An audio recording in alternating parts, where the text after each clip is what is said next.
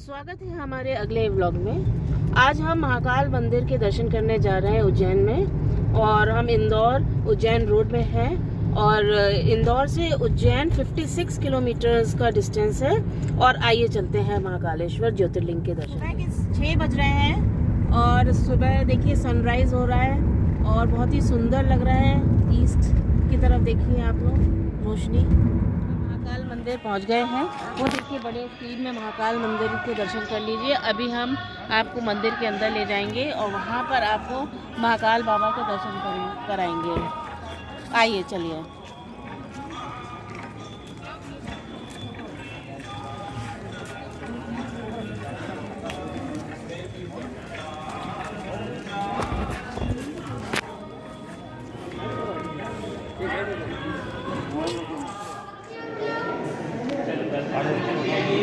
भैया मोबाइल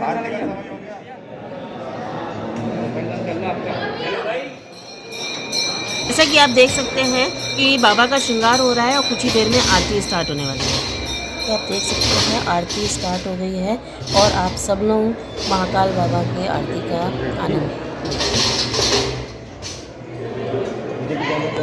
महाकाल मंदिर में कुल 5 आरती होती हैं, जिसमें पहली आरती भस्म आरती होती है 4 से 6 बजे सुबह। यह भस्म आरती विश्व विख्यात है और ये दुनिया का ऐसा मंदिर है जहाँ पर एकमात्र भस्म आरती होती है और इसके लिए दूर दूर से लोग दर्शन करने आते हैं। दूसरी आरती नाश्ता भोग आरती होती है 7:30 बजे, जो कि आप अभी देख रहे हैं। तीसरी आरती होती है दोपहर खाने के भोग आरती, जो कि सुबह 10:30 बजे होती है। चौथी आरती सूर्यास्त आरती होती है, जो कि शाम को 7:30 बजे होती है। पांचवी आरती शयन आरती होती है रात को 10:30 बजे। अगले व्लॉग में मैं इंडिविजुअल एक एक आरती के आपको दर्शन भी कराऊंगी और उनके बारे में भी बताऊंगी। दुनिया में कुल मिलाकर 12 ज्योतिर्लिंग हैं।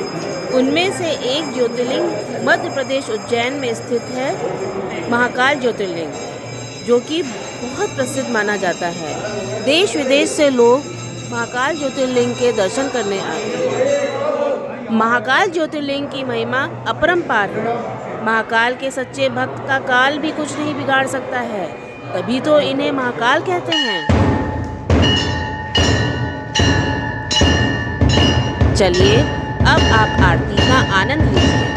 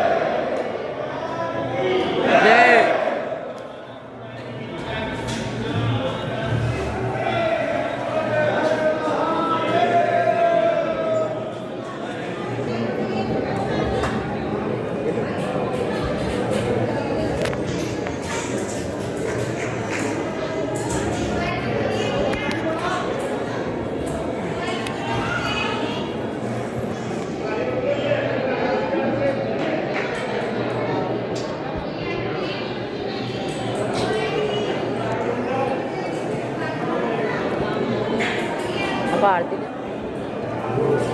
यहाँ चलो।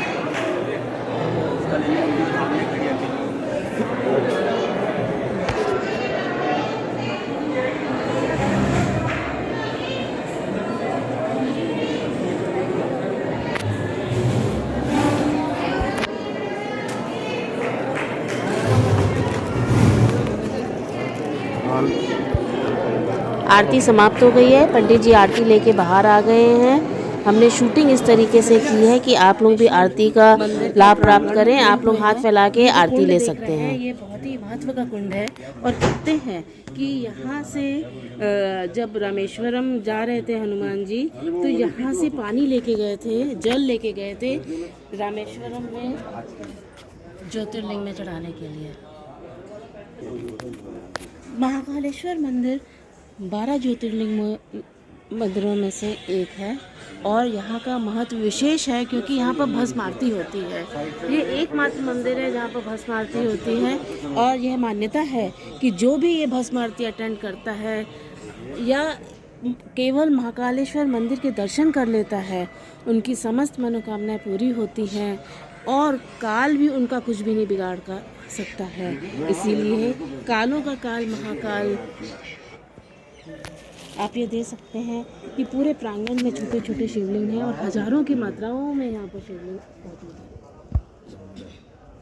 भी इन्हें कहा जाता है। जल बहुत ही पवित्र माना जाता है इस कुंड का और इसी से ही महाकालेश्वर मंदिर का जल अभिषेक कराया जाता है। ये मंदिर के ऊपर से व्यू है, बहुत ही खूबसूरत है।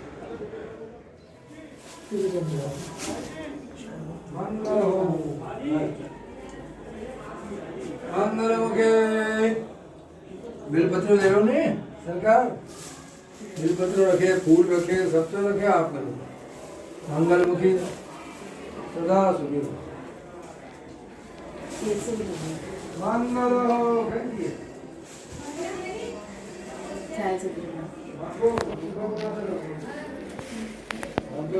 मंदिर देखा जहाँ पर जल चढ़ाया वो नीलकंठेश्वर मंदिर है और अब हम ये मंदिर है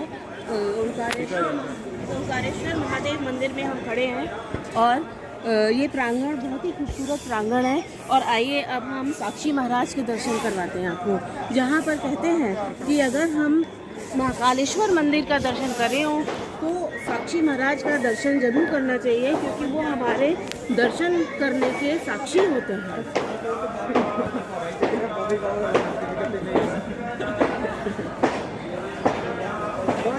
हर जगह पॉजिटिविटी है, बहुत सुंदर लग रहा है। गणेश जी का मंदिर है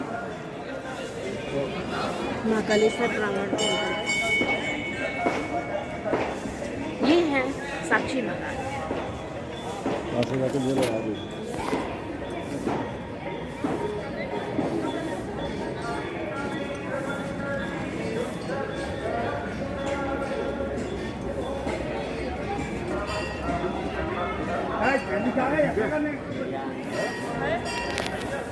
कालों के काल महाकाल ज्योतिर्लिंग मंदिर के दर्शन किए हैं और ये शिखर जी हैं, इनके भी दर्शन कर लीजिए।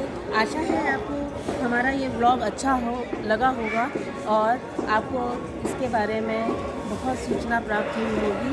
आपको महाकालेश्वर मंदिर का बहुत बहुत आशीर्वाद मिले, यही हमारी शुभकामनाओं के साथ मैं अपने ब्लॉग को यहीं पर समाप्त करती हूँ और जल्द ही हम अपने अगले ब्लॉग में आपसे मिलेंगे। Thank you, bye bye and जय श्री महाकाल।